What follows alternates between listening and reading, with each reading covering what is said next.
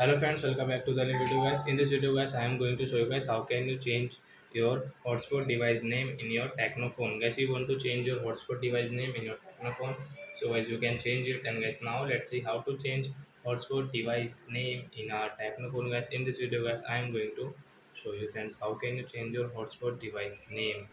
So first of all guys, open your phone setting to change your hotspot device name, and guys scroll it. Then guys you can see your hotspot setting, tap here, guys click on your Wi-Fi hotspot, guys click on your hotspot setting, and guys click on your hotspot device name.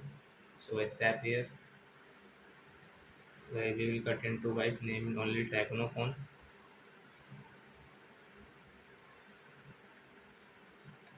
Guys cut it.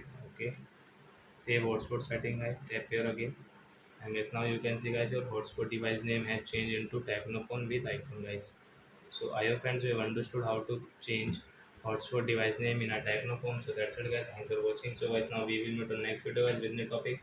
Before going guys, please go and like my video, subscribe my channel. Bye bye friends.